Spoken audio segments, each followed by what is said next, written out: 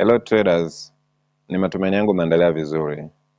So tutakwenda kuangalia direction ya soko kwa upande wa next week tarehe 23 March 2026 na kuendelea based on fundamental and technical analysis. Okay, but ningependa tu kuremind kitu kimoja, na nimekwisha kuongea mara kadhaa. Fundamental inakupa direction, but technical ndo inakusaidia kujua ni wakati gani unaweza ukajoin the movement.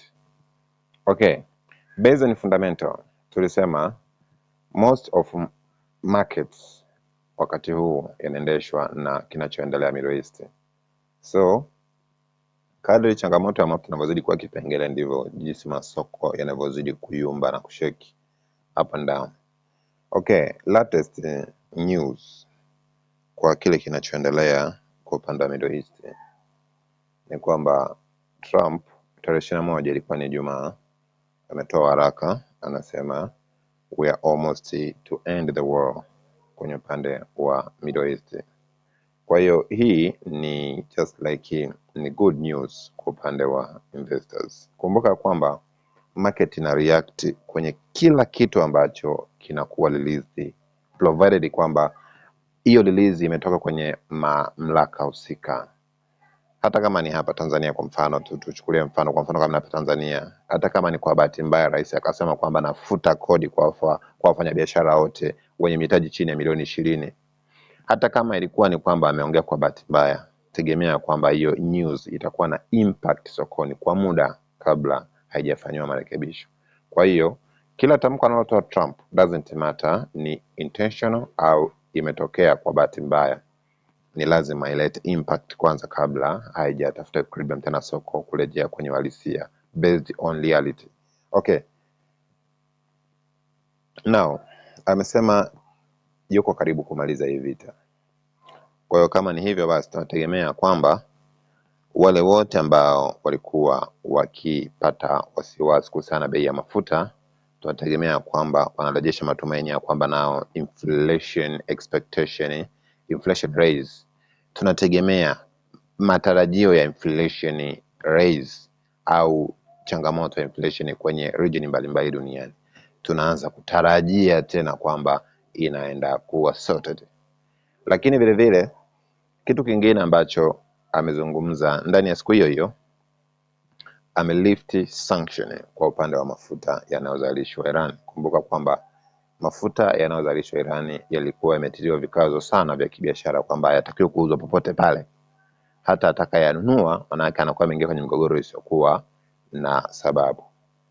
Sasa amelift sanction kwa upande wa oili zinazotoka Iran, nao Iran wako free kuuza mafuta nchi yoyote duniani legally. Ina maana hii inapunguza ile effect au ile impact ya shortage ya mafuta kwa kiasi fulani. Tunategemea kwamba sasa from Monday thamani ya mafuta ama bei ya mafuta itaanza kushuka. Kumbuka kwamba last week tumekuwa na ranging market kwa upande wa oili, tumekuwa na ranging market imecheza kati ya 100 na 92 almost kwa wiki nzima. So tunategemea kwa wiki hii market inaweza at least drop a little bit kuja kutafuta mazingira ya kufanya just like liquidation kwenye hii levels, and then high probability ikaendelea kwenda juu kwa sababu Iran hawatoi ushirikiano kwenye kile ambacho Donald Trump anakihitaji. Lakini based on statement ambazo anazitoa zinaleta matokeo, lakini yanakuwa ni muda mfupi. Tunategemea kwamba from Monday tunategemea kuja kuseli mpaka kuja kuchukua liquidity kwenye hii level hapa kwenye mafuta. So kuna high probability market, oil market itaseli mpaka kwenye 90 au 80, inaweza ikaseli mpaka kwenye ikaja kuchukua liquidity around hapa 89 point around 90, itaseli mpaka kwenye 90 and then tuta catch movement to the upside. Lakini vile vile kitu ambacho naweza nikakizungumzia hapa based on technical ni kwamba the moment market imefanikiwa kufanya liquidation hapa, the moment ikivunja hapa, kuna high probability kaenda up to previous high. Previous high ilikuwa ni 120. Kwa hiyo The moment market imefanya pullback kuja kuchukua liquidity hapa, then ikareact kwenye FVG kwenye 89.5, ina high probability ya kutembea mpaka kwenye previous high. That is my expectation for the next week. Lakini kwa upande wa gold vile vile, based on fundamental, tunategemea kwamba tutakuwa na a little bit pullback buy. Tutabai kutoka hapa tulipo kwenye 4,500 tutaenda mpaka 4,700, but before hapo, based on the momentum, ukiangalia hii momentum kwa hii weekly candle, sio rahisi kwamba the market ikafunguka ikatembea moja kwa moja kutafuta higher levels. No, kutokana na hii momentum, sababu ukicheka hata kwenye daily time frame, ukiangalia utagundua ya kwamba the Saturday candle hii hapa ambayo ilikuwa na low at this point alafu na high at this level, Friday candle ilishindwa kufunga below. Ina maana ni kwamba haikuwa na enough liquidity to push to lower levels. Maana sasa kinachotakiwa kufanyika hapa based on technical analysis ni kwamba market italazimika kuja kuchukua just liquidity to the low of the Friday candle, afu then ndo itafanya pullback to find higher level liquidities kabla haijaendelea tena kwenda chini zaidi. So tukiangalia vizuri kwenye time frame ndogo zaidi, utagundua kwamba hapa around 4,470 mpaka 4,400 kuna order block, 5 minutes order block. Kwa hiyo tunategemea kwamba the moment market imefunguka, cha kwanza itakuja kutake liquidity kwenye previous day low. Hii itact kama inducement, previous day low itact kama inducement. Hii inducement ndo itakayo previous day low itact kama inducement, ambayo hii inducement itatuwezesha sisi ku take liquidity kwenye hii hapa order block, 5 minutes order block. This is inducement. Hii itact kama inducement itakayotuwezesha sisi kureact responsibly kabisa kwenye hii order block iliyoko around maeneo haya. Kwa hiyo tunategemea kwamba the moment market imefunguka, kwanza itakuja ku take down previous day low ambayo ndio itact kama inducement, baadaye itareact kwenye hii ni wanasema ni order block, 5 minutes order block hapa around 4,470 mpaka 4,400.